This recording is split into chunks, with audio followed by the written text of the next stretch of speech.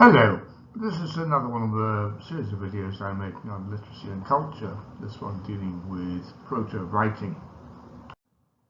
Various forms of proto writing were developed prior to the emergence of proper writing systems. A true writing system is able to record the language of the writer in detail. By contrast, proto writing consists of visible marks which may convey information to others, as modern emojis and information signs do, but they're not fully developed writing systems able to convey detailed meaning or exactly represent spoken language. This may be deliberate, as in the case of modern informational signs, which are only intended to convey specific information, or it may be because the original glyphs and pictographs represented a particular idea or thing that could only be understood in the context of the original writers' and readers' experiences, or were used as memory aids. In this latter case, they may convey an impression of whatever the writer's original meaning was, but without a knowledge of the context in which they were written, and with the symbols themselves lacking the necessary grammar which makes spoken language comprehensible, a later reader will find it extremely difficult, if not impossible, to understand the writer's exact meaning. According to some researchers, it is possible that the earliest examples of such proto-language signs may be the dots added to hundreds of European cave paintings during the Upper Paleolithic period, some 27,000 years ago. It being theorized that these represent the lunar month of the birthing season of certain animal species that were hunted. This is one example of very many of what is meant by this. You'll see the 4 dots circled in red on this old ancient Lascaux cave painting, and similar patterns of dots are found on various other cave paintings of animals, with the theory being that this actually represents some information. There are a number of terms which are sometimes used in this context. First of all, we have the terms petroglyphs and petrographs. Petroglyphs are visual images produced by carving into or otherwise marking a rock surface. Petrographs are visual images painted onto a rock surface. Both have been found worldwide and are often associated with prehistoric peoples. They include examples of both writing and proto-writing, as well as images of ritual or ceremonial importance. Again, there are basic maps, including major geographical features such as rivers and journey times and distances along particular trails, astronomical observations, and territorial boundary markers between tribes. A lot of these have been dated to around 10 to 12,000 years ago. That's during the transition between the Upper Paleolithic and the Neolithic periods. They became less common as proto-writing systems began to appear. This is one particular example, possible example, with what's been represented as a symbolic representation of the confrontation between US Army soldiers on the left of the painting and Native American warriors on the right. This comes from Wyoming. It might also be argued that totem poles and similar objects are a similar sort of device. So totem poles were common amongst the indigenous peoples of the Northwest American Pacific coast, and they were representations of family lineages and important events. So they're conveying information, but you actually have to know the code, and the information provided is limited in extent. Another term one sees in relationship to the concept of proto-writing is that of pictograms or pictographs. These are graphic symbols that convey meaning through a pictorial representation of a physical object.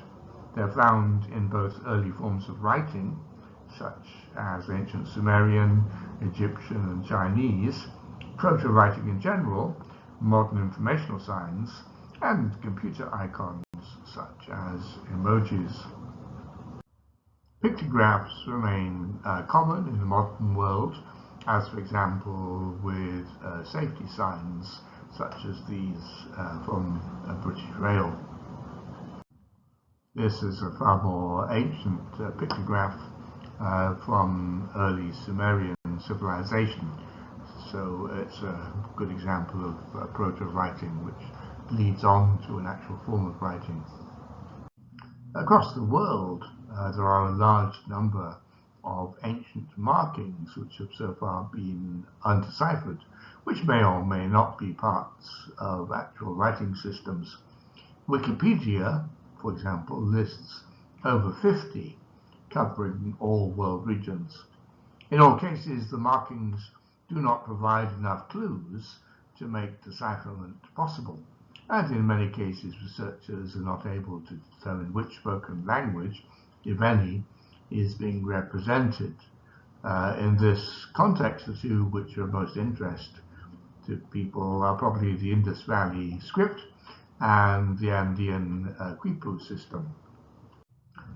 Other examples of what seems to be forms of proto-writing from the very distant past include symbols carved on tortoise shells in Neolithic graves in northern China from the 7th millennium BC, signs carved on a wooden tablet found at a Neolithic lakeshore in northern Greece from maybe 5200 BC, and the quite well-known miniature symbols in modern-day Serbia from the 6th to 5th millennia BC. The most enigmatic of the various possibly writing or proto-writing systems that has been widely discussed are the various markings left behind by the obviously highly advanced civilization in the Indus Valley in the borderlands between what is now India and Pakistan. This particular example is from a cylinder seal which was found as far away as Susa in what is now Iran. And you can see it consists of a number of distinct symbols, but we don't have any way of deciphering what these symbols mean. Here's another example of a seal with an animal inscription. So many people think that this was an actual writing system, but as yet it's unproven. The inscriptions that have been found are too short to indicate true writing or to build any pattern of systematic meaning, and the language that was spoken by the people in the Indus Valley civilization is not known. An alternative, of course, is that the inscriptions were not an actual form of writing, but represent merchants' marks.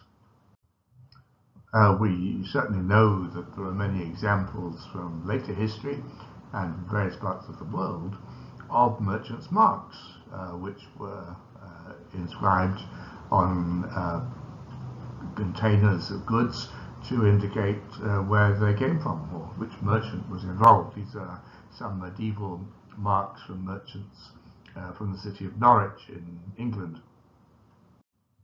And these are two of the most well-known merchants' marks from the early modern period, showing respectively the insignia of the Dutch and the English East India Companies. The other proto-writing system which has attracted a lot of attention is the Quipu, the talking knots communication device, which was used as a widespread communication system across Andean South America by various peoples, most famously the Incas. These consist of fiber strings made of cotton or wool, and we know for sure that they were used for collecting and keeping records, including tax obligations, census data, military organization, and calendrical information.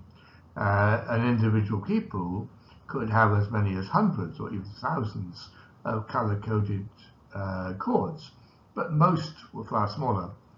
Data was stored on each chord by means of a complex pattern of knots. These are artists' impressions of what the people looked like.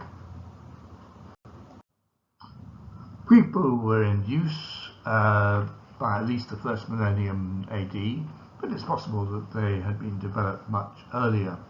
Most were destroyed, unfortunately, by the Spanish after their conquest of the Inca Empire, whilst others were hidden away in secret by the newly conquered people, making study of them more difficult.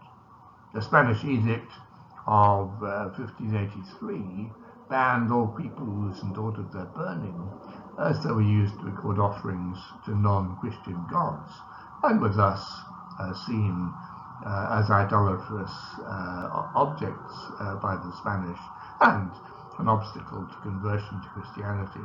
The skill of deciphering their seemingly complex coding has unfortunately been lost. The majority of scholars think that the people's familiar, highly detailed means of accounting rather than an actual system equivalent to writing, but some researchers have suggested that their complexity allowed more complex messages to be sent, including phonetic information, and that they functioned to regulate regional governance and land use. It's thought that the system was continued in secret even after the Spanish conquest in order to communicate outside of the supervision of the new rulers. And even today, the peoples remain symbols of authority and cultural heritage, and play an important part of in the social life in some villages, even though they can no longer be deciphered. Finally, I should mention emoji, a recent form of proto-language. These are pictorial images which are used in electronic messages and web pages. They vary from simple smileys to what might be referred to as pictograms, logograms, or ideograms, often thought of as emotional cues to a typed conversation, indicating that the writer may be happy, sad, amazed, amused, angry, horrified, surprised, embarrassed, skeptical, or wanting to vomit, or being drunk, and yet they've evolved to include a large number of images, which include references to common objects, animals, individual people, parts of the body, food items, sports, places, and even types of weather, zodiac symbols, and mahjong tiles. Some versions also allow individual icons to be combined to depict more complex ideas. For example, the emojis for man, woman, and child bunched together to depict a family. In all of these respects, we can see them as a form of proto-writing. The emojis developed out of earlier simple emoticons produced typographically, becoming separate icons which can be used as encoded characters in an electronic text or as messaging stickers. The idea apparently goes back to 1967, and in an interview in 1969, the novelist Vladimir Nabokov opined how useful it would be to have a special typographical sign for a smile, what we would nowadays call a smiley. The first actual emoticon smiley was posted by the American computer scientist Scott Fahlman on the 19th of September 1982. It was not until the 1990s, however, that the concept moved into the mainstream, as it was adopted by several Japanese, European, and American companies, eventually revolving into the emoji, which were used on Japanese mobile phones from 1997 onwards. It subsequently became increasingly popular amongst users of mobile phones worldwide, especially as smartphones became more common. By the early 2000s, millions of people worldwide had become aware of this new feature in digital culture, and many people started to use it, so that it became a noticeable part of popular culture.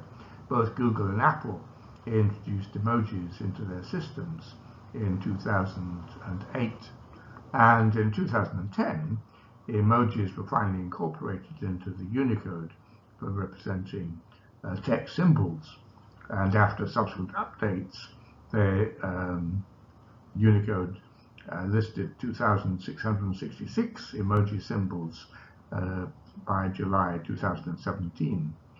As a measure of the system's success, the Oxford Dictionaries named one particular emoji, the face with tears of joy image, as its word of the year for the year 2015. Since 2002, Apple has successfully promoted the 17th of July as World Emoji Day. In 2013, Emojipedia was first released as a standard reference work. Related cultural products in the United States have included the Emoji Movie in 2017, the pop musical Emojiland in 2020. Some of the new emojis released have been intended to further particular causes, such as a mosquito, to raise awareness of the diseases it spreads, and a drop of blood to help break the stigma of menstruation. Several emoji icons have led to controversy or to real-world consequences. Thus, some emojis have been attacked for their apparent lewdness, including a middle finger icon as an insulting gesture, and more obliquely for the popular meanings assigned to certain icons, such as those for the aubergine or eggplant and a peach, which came to be seen as coded representations for a penis and buttocks, respectively. Again, emojis which could be seen as implying violence, for example, a pistol, a knife, or a bomb, might be taken by the authorities as actual threats.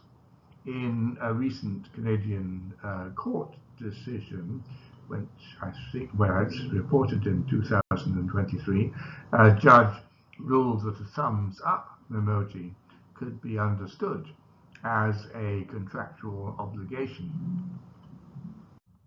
Although widely used as a system of communication, emojis have limitations in this regard, including possible ambiguity of interpretation, such that the message is understood by the receiver may differ from that intended by the sender, a problem complicated by the differing representations of particular emoji codes by various operating systems, with different versions adopted by different companies. For example, the expression shown on a face may differ, implying a different emotion. The icon for a dancer may be female on one platform, but gender neutral on another. The icon for a gun might be a pistol, or it might be a water gun. They are perhaps the nearest the modern world has to a proto writing system, but they're not writing, and it would be difficult to send anyone a detailed message using only emoji symbols. So thank you for listening, and particular thanks to my patrons for their kind support and encouragement. You're very welcome to support my channel if you so wish. Please do like, comment and share on the videos. Subscribe if you want to be notified of future videos. Next week we'll move on to writing in ancient Mesopotamia and Egypt. Have a good day.